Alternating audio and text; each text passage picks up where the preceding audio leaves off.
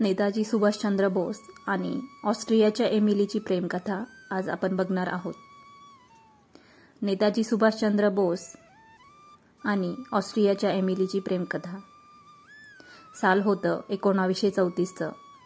त्यावेळी सुभाषचंद्र बोस ऑस्ट्रियाची राजधानी व्हिएन्नामध्ये राहत होते. एव्हाना लोक त्यांना काँग्रेस योद्धा म्हणून ओळखू लागले होते. सविनय कायदेभंगाच्या तुरुंगात गेलेल्या सुभाषबाबूंची तब्येत ढासळू लागली होती. त्यामुळे फेब्रुवारी 1932 मध्ये ब्रिटिश सरकारने त्यांना उपचारासाठी युरोपला पाठवण्याचं मान्य केलं.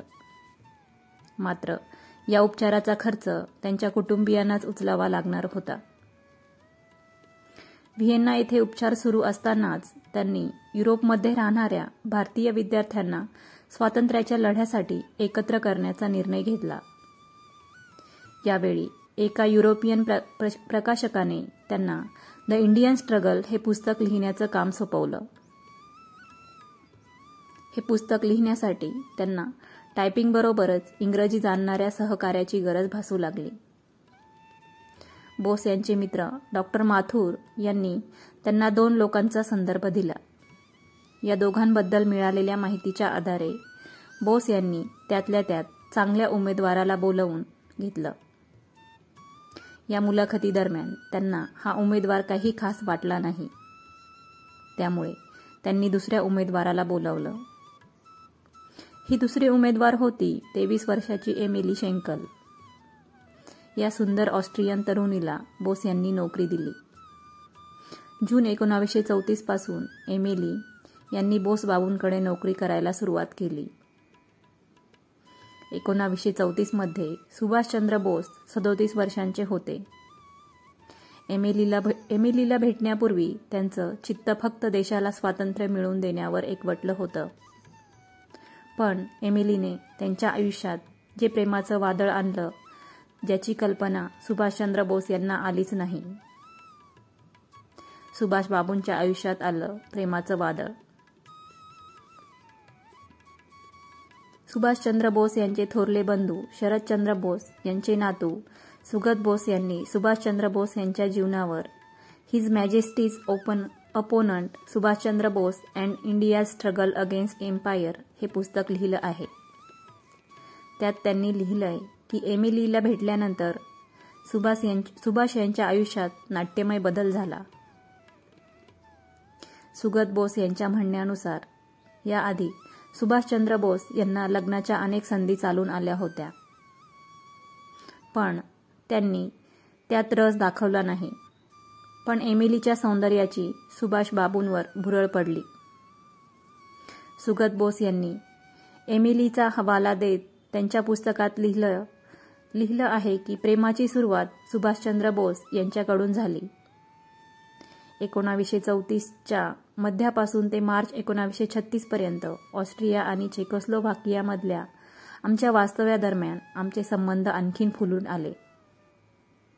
26 जानेवारी 1910 रोजी ऑस्ट्रियन कॅथलिक कुटुंबात जन्मलेल्या एमिलीच्या वडिलांना आपल्या मुलीने एका भारतीयासाठी काम करावं हे अजिबात मान्य नव्हतं. पण जेव्हा ते सुभाषचंद्र बोस यांना भेटले तेव्हा ते त्यांच्या व्यक्तिमत्वाने प्रभावित झाले. प्रसिद्ध अभ्यासक रुद्रांशू मुखर्जी यांनी सुभाषचंद्र बोस आणि जवाहरलाल नेहरू यांच्या जीवनावर तुलनात्मक अभ्यास असलेलं नेहरू अँड बोस पॅरलल लाईव्ह्ज नावाचं एक पुस्तक लिहिलं आहे. सुभाष बाबूंनी लिहिलेलं प्रेमपत्र पेंग्विन इंडियाने प्रकाशित केलेल्या या पुस्तकात 2 वुमेन अँड 2 बुक्स हे एक प्रकरण आहे. यामध्ये बोस आणि नेहरूंच्या पत्नीची त्यांच्या आयुष्यातील भूमिका अधोरेखित करण्यात आली आहे.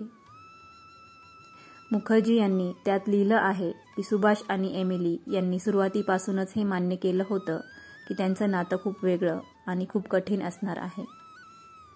त्यांनी एकमेकांना जी पत्र लिहिली आहेत त्यात वापरलेल्या नावांवरून हे स्पष्ट होतं. एमिली त्यांना मिस्टर बोस म्हणायच्या, तर बोस त्यांना मिस शेंकल किंवा पर्ल शेंकल म्हणायचे. आपली ओळख लपवून देशाच्या स्वातंत्र्यासाठी युरोपीय देशांची मदत घेत इकडे तिकडे पळत असताना आपल्या प्रेमसंबंधांबाबत अधिक सावध राहिलं पाहिजे हे सुभाषबाबूंना जाणवलं होतं. पण एमिलीबद्दल त्यांच्या मनात कोणत्या भावना होत्या हे त्या पत्रावरून समजू शकतं. याला आपण सुभाषचंद्र बोस यांनी लिहिलेलं प्रेमपत्र देखील म्हणू शकतो. सुरुवातीला सुभाषचंद्र बोस यांनी एमिली यांना जी पत्र लिहिली होती त्या संग्रहात हे पत्र नव्हतं. एमिली यांनी स्वतः हे पत्र शरदचंद्र बोस यांचा मुलगा शिशिर कुमार बोस यांच्या पत्नी कृष्णा बोस यांना दिलं. 5 मार्च 1936 रोजी लिहिलेल्या या पत्राची सुरुवात होती की, माय डार्लिंग, जेव्हा वेळ येते तेव्हा हिम पर्वत देखील वितळतो. हीच भावना माझ्या आत आहे. मी तुझ्यावर किती प्रेम करतो हे लिहिण्यापासून मी स्वतःला रोखू शकत नाही. माय डार्लिंग, तू माझ्या हृदयाची राणी आहेस, पण तू माझ्यावर प्रेम करतेस का? यामध्ये बोस यांनी लिहिलं आहे की भविष्यात काय होईल हे मला माहिती नाही. मला माझं संपूर्ण आयुष्य तुरुंगात घालवावं लागू शकतं. मला गोळी लागू शकते किंवा मला फाशी दिली जाऊ शकते. मी तुम्हाला कधीही पाहू शकणार नाही. मी कदाचित पत्र लिहू शकणार नाही. पण माझ्यावर विश्वास ठेव. तू नेहमी माझ्या हृदयात, माझ्या विचारांमध्ये आणि माझ्या स्वप्नांमध्ये राहशील. जर आपण या आयुष्यात भेटलो नाही तर पुढच्या आयुष्यात मी नक्कीच तुझ्यासोबत असेन. प्रेमाचं वचन. या पत्राच्या शेवटी सुभाषचंद्र बोस यांनी लिहिलं होतं की माझं तुझ्यावर, तुझ्या आत्म्यावर प्रेम आहे. तू पहिली स्त्री आहेस जिच्यावर मी प्रेम केलं आहे. पत्राच्या शेवटी सुभाषबाबूंनी पत्र नष्ट करण्याची ही विनंती केलेली होती, पण एमिली यांनी हे पत्र जपून ठेवलं. या पत्रावरून समजतं की सुभाषचंद्र बोस एमिली यांच्या प्रेमात अखंड बुडालेले होते. याबाबत सुभाषचंद्र बोस यांचे जवळचे मित्र आणि राजकीय सहकारी ACN नांबियार यांनी सुगत बोस यांना सांगितलं होतं की सुभाष यांच्याकडे बऱ्याच कल्पना होत्या. भारताला स्वातंत्र्य मिळवून देणं या गोष्टीवर ते ठाम होते. त्यांचं मन कुठे भटकलं असेल तर ते या प्रसंगी. एमिलीवर ते खूप प्रेम करत होते. त्यावेळची सुभाषबाबूंची मनस्थिती त्यांनी एमिलीला एप्रिल किंवा मे 1937 मध्ये पाठवलेल्या पत्रावरून स्पष्ट होते. त्यांनी लिहिलं होतं की गेल्या काही दिवसांपासून मी तुला पत्र लिहिण्याचा विचार करत होतो, पण तुझ्याबद्दलच्या भावना व्यक्त करणं माझ्यासाठी किती अवघड आहे हे तू समजू शकतेस. मला तुला एवढंच सांगायचं आहे की मी पूर्वी जसा होतो आता देखील तसाच आहे. असा एकही दिवस गेला नसेल जेव्हा मला तुझी आठवण आली नसेल. तू नेहमीच माझ्या सोबत असतेस. मी इतर कोणाचाही विचार करू शकत नाही. मी गेल्या महिन्यात किती दुःखी होतो, एकटा होतो हे तुला सांगू शकत नाही. फक्त एकच गोष्ट मला आनंदी ठेवू शकते, पण ते आता शक्य होईल असं वाटत नाही. तरीही मी रात्रंदिवस त्याचाच विचार करतो आणि मला योग्य मार्ग दिसावा यासाठी मी देवाकडे प्रार्थना करतो. सुभाषबाबूंचं असं लग्न की ज्या लग्नाविषयी जग अनभिज्ञ होतं. या पत्रांमध्ये व्यक्त झालेल्या भावना पाहता जेव्हा दोघेही पुढच्या वेळी भेटले तेव्हा सुभाषबाबू आणि एमिली यांनी लग्न करण्याचा निर्णय घेतला होता. या लग्नाविषयी एमिली यांनी कृष्णा बोस यांना माहिती देताना सांगितलं होतं की 26 डिसेंबर 1937 रोजी त्यांच्या 27व्या वाढदिवसाचं निमित्त साधून त्यांनी ऑस्ट्रियातील बॅड गॅस्टाईन या दोघांच्या आवडत्या ठिकाणी लग्न केलं. मात्र दोघांनीही आपलं लग्न गुपित ठेवण्याचा निर्णय घेतला. कृष्णा बोस यांच्या म्हणण्यानुसार एमिली यांनी लग्नाचा दिवस सांगण्याशिवाय दुसरी कोणतीही माहिती दिली नाही. मात्र सुभाषबाबूंची कन्या अनिता यांनी आपल्या आईच्या लग्नाविषयी सांगितलं होतं की लग्नावेळी तिने भारतीय वधूप्रमाणे कपाळावर सिंदूर लावला होता. हे लग्न इतकं गुपित ठेवलं होतं की बॅडगॅस्टाईन मधील त्यांच्या वास्तव्यादरम्यान त्यांचा पुतण्या अमिय बोस देखील त्यांना भेटायला आला होता, पण त्यावेळी एमिली या त्यांना त्यांच्या काकाच्या सहकारी वाटल्या होत्या. हे लग्न गुप्त ठेवण्याच्या संभाव्य कारणांबद्दल रुद्रांशू मुखर्जी लिहितात की सुभाषचंद्र बोस यांना त्यांच्या राजकीय कारकिर्दीवर परिणाम होऊ द्यायचा नव्हता. असं दिसतं. परदेशी स्त्रीबरोबर लग्न केलंय असं समाजात समजताच त्यांच्या प्रतिमेवर परिणाम झाला असता.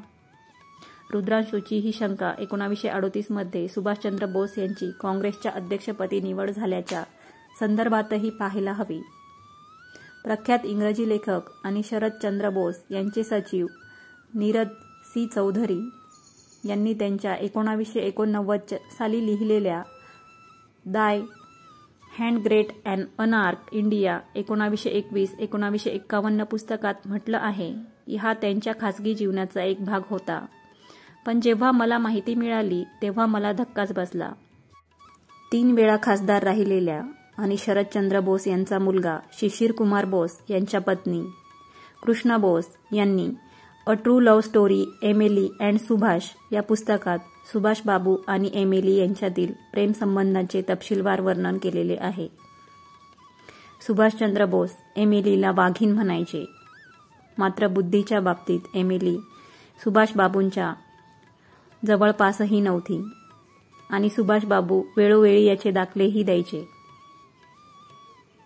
सुभाष आणि एमिली यांच्या प्रेमाचं प्रतीक. कृष्णा बोस यांच्या म्हणण्यानुसार सुभाष बाबूंना वाटायचं की एमिलीने तत्कालीन भारतीय वृत्तपत्र आणि मासिकांसाठी व्हिएन्ना येथून अहवाल लिहायला सुरुवात करावी. सुभाष बाबूंच्या सांगण्यावरून एमिलीने the Hindu and modern review साठी काही लेख लिहिले होते, पण त्या बातम्यांचं विश्लेषण करणं तिच्यासाठी अवघड होतं. सुभाष बाबू तिला अनेक वेळा सांगत की तुझा लेख चांगला नव्हता म्हणून तो प्रकाशित झाला नाही. त्याची झलक दुसऱ्या ठिकाणी देखील पाहायला मिळते.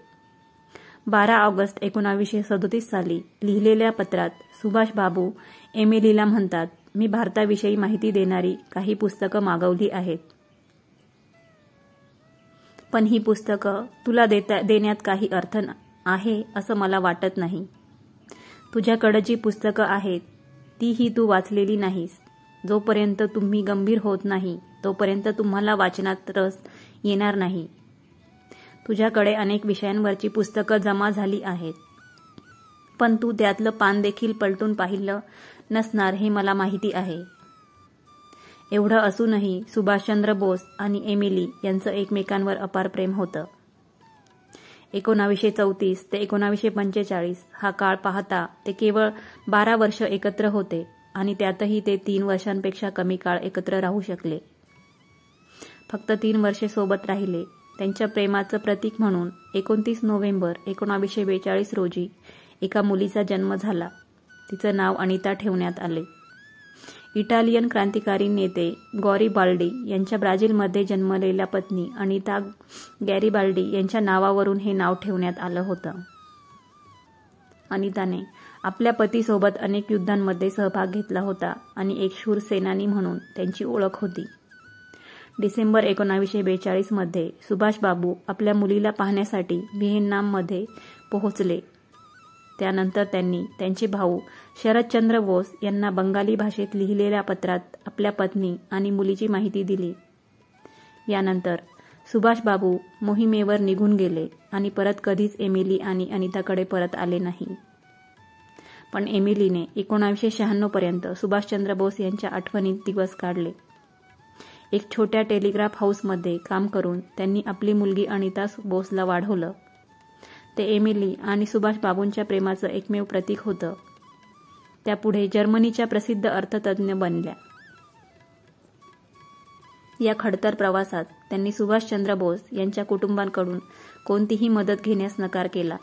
एवढंच नाही तर सुभाषचंद्र बोस यांनी आपल्या नातेसंबंधांची माहिती कधीच जगजाहीर होऊ दिली नाही आणि एमिलीने देखील ही मर्यादा कायम पाळली.